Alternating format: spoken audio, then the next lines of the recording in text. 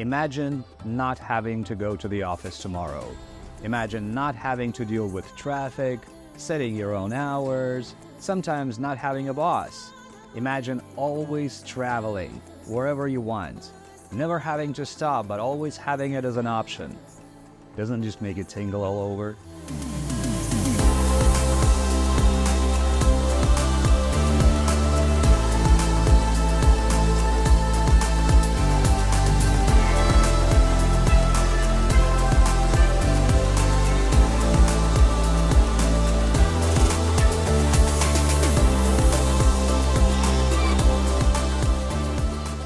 It's not an advertisement, by the way. This is what digital nomad life is like. Hey everyone, my name is Martin, and this is Ulitka, a channel about nomad life. Digital. I hate pronouncing digital, so I'm just gonna go with nomad life. In this video and on this channel, we're gonna talk about the world of digital nomads, a lifestyle that allows you to explore amazing destinations while earning a living. Maintaining this lifestyle was impossible 25 years ago. It was rather difficult as recently as 15 years ago. So, this is the time to start. So let's get started talking about it. But first, don't forget to give this video a like and subscribe to my channel for a lot more on this lifestyle and all the amazing countries, all the amazing destinations that I'm going to explore. I'm actually going to live in different countries for a few months at a time. I'm going to do this specifically for this channel, and I'm going to translate my firsthand experience on what it's like. Currently, I'm located in Vietnam, so most of my videos in the near future are going to be about living in Vietnam, as well as the lifestyle itself. And like I said just a couple of minutes ago, this is the time to do it. A lot of countries are becoming open to the idea. A lot of countries are implementing nomad visa programs right now. But of course, that's not necessary in order to be one. And of course, on this channel, I'm going to be talking about that as well. So what is a digital nomad really? A digital nomad is somebody who uses modern technology in order to work remotely and lead a nomadic lifestyle, meaning that you can live and work from anywhere in the world as long as you have a stable internet connection. Thus, digital nomads often live and work in different countries, switching locations every few months, or even weeks, or sometimes years if they really like a place. Like this is a common story in Vietnam, for example. I know a lot of people that came to the city of Da Nang for a month, 7 years later, you know. But the key here is that you have freedom to move around as you please, preferably without any, or at least without many restrictions. And of course, this lifestyle allows nomads to experience different cultures, completely different from their own, meet new people, go to amazing places, explore different parts of the world, all while earning a living. The way I personally do it is I kind of find a base. I've been living here in Vietnam for the past couple of years, and while I'm here, I go on these so-called, I call them workations, where I go to different countries like Laos or Cambodia, for example, spend a couple of weeks there, maybe explore different cities within that country, and I'm still working. So I may explore during afternoons, but mornings and or evenings are dedicated to work. And like I said, a workation, I get to explore and be productive at the same time. This way I put trips inside trips so I can travel while I travel. Does anybody even remember this meme anymore? So you know those vacations where the boss always pesters you about work, so you actually end up working instead of having a vacation? Kind of like that, but the boss is you, and you don't have to pester anybody. So basically, all you need is a passport, a smartphone, probably a computer, a bank account, but most importantly, a skill. You need some sort of a skill in order to be able to work long distance. You don't have to have an employer. A lot of people are freelancers, myself including. I don't have to answer to anybody, which is great. Personally, I don't really do well with authority, so I gotta work for myself. And you can be an entrepreneur, of course, but generally, whether you're a freelance writer, a graphic designer, a software developer, a social media guru, or like I said, an entrepreneur, there are countless ways to make this lifestyle work for you. For instance, one of the things I do is I teach non-native Slavic language speakers American pronunciation and the English language in general. Just trust my words. I can work on the beach, in the woods, on top of a mountain, even at sea, as long as I have Wi-Fi. But mostly it's yet another Airbnb apartment, which is what I'm filming this video from. So like I said, this is the perfect time to do it. We do live in a unique time. Despite all the crazy turbulence, especially political turbulence, nevertheless, this is the first time in the history of humanity where you can literally explore the entire planet in a matter of days or sometimes even hours and connect with people all over the world within a matter of seconds and make money doing so.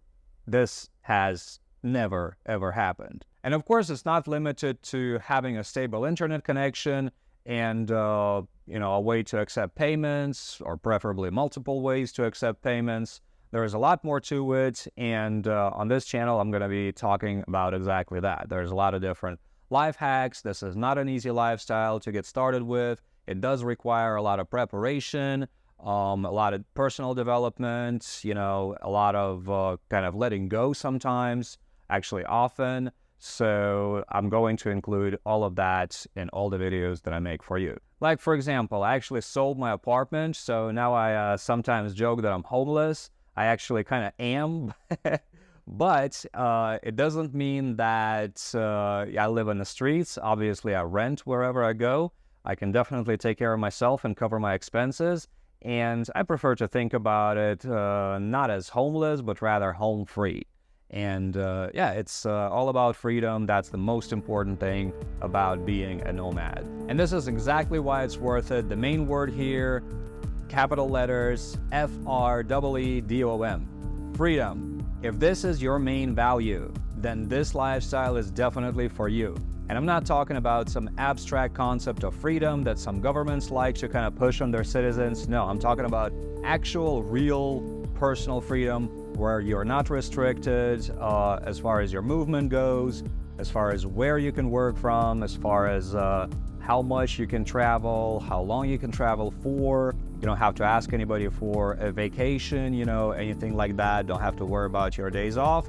You can just be wherever you are. So being a nomad means actually breaking free from the office chains, means escaping the commute, the dress codes, the 9 to 5, or in reality, actually, it's more like 9, let's stay in the office until your work is done. Sound familiar? Yeah, exactly. Basically, escaping the monotony. You get to embrace a flexible schedule, you get to choose or even create your workspace and experience different cultures. I mean, look, yes, I do realize there are like 180 plus or 190 plus countries out there, but this is the same one world. Like it or not, we all share it. It's a fact. So why would you not explore it? And why would you not become familiar with it? Become familiar with who and what is out there. And of course, let's not forget the envy-inducing photos you'll take along the way. And this lifestyle really is good for the countries you live in as well. This is why a lot of them are becoming open to the idea, because you're literally putting money in their economy, even if you're just visa hopping without any official status. And even more so, it's good for the prices back in your home country, because in a lot of Western countries like the US right now, I'm sure you've heard about it, that, for example, home prices are absolutely insane. When I'm in the US, the big question I always have about a lot of things is, why am I paying so much when I can be paying 5 times, sometimes 10 times less for the same thing in Asia? Like, for example, if I go to a doctor, if it's something serious, instead of going to the doctor in the US, I can fly to Malaysia, get everything done, and still have enough money for a vacation in Vietnam, for example. So let's look at the numbers. Let's take a look at apartment prices in the US. As you can see, a lot of them are around $2,500 a month. Well, here in Vietnam, I am renting a 2-bedroom, 2-bathroom apartment with the view of downtown, with a view of the ocean, With this is completely furnished. I have a washing machine, a dishwasher, all the perks, free cleaning, free Wi-Fi. All of this is $450 a month. And Vietnam is actually not a rural country. It's a very developed country by modern standards. You can get pretty much anything delivered, for example, and you can travel around Vietnam and all over Asia easily for quite cheap. Like, for example, to go to Bangkok is only $50. So yeah, I do realize the US is a great country and everything, and I do love the US, but I do not want to be paying those prices. But obviously this lifestyle is not for everybody. In a separate video, I'm going to talk a lot about the possible setbacks, as well as what people merely think are setbacks. There's a lot of that as well. But the most important question my friends always ask me is, of course, how do you do it? Well, in a nutshell, the one requirement is you need a way to make money online. This usually means, like I mentioned before, having some sort of a skill or maybe property that you can lease to people and make money this way, or maybe just sufficient savings in your bank account, crypto, whatever. And keep in mind that the amount of money you would need to live for a year in a country like the United States or somewhere in Great Britain for a year would probably take you about 3 to 5 years in most Asian countries, if not more. So if you think that $100,000 would just cover your expenses in some parts of the US, this would be complete overkill in Asia. You literally, unless you're looking for ultra-luxury lifestyle, you do not need that amount of money in any Asian country. I can easily stretch that amount into 3 years, maybe even into 5 years. So literally nothing else is a setback. I've seen people maintain this lifestyle with kids, with dogs, yeah, with a lot of pets. I've seen people in wheelchairs who are digital nomads. I personally have MS, multiple sclerosis. If you don't know what that is, I'll give you a link right here. But this leads me to believe that if there is a wish, there is a will. A lot of times people just let fear make their decisions for them. But yes, this is not your average life restricted to your apartment, to your office, to your city, or the borders of your country. This does allow to see the world as a whole, our completely improbable and absolutely gorgeous planet with all of its endless possibilities that it has to offer. Life is so short, and there's so much to see. There's so much interesting stuff worth seeing with your own eyes and not, off some screen on National Geographic or yet another screen, your smartphone, your iPad, I don't care. The resolution is always better when you look at things with your own eyes.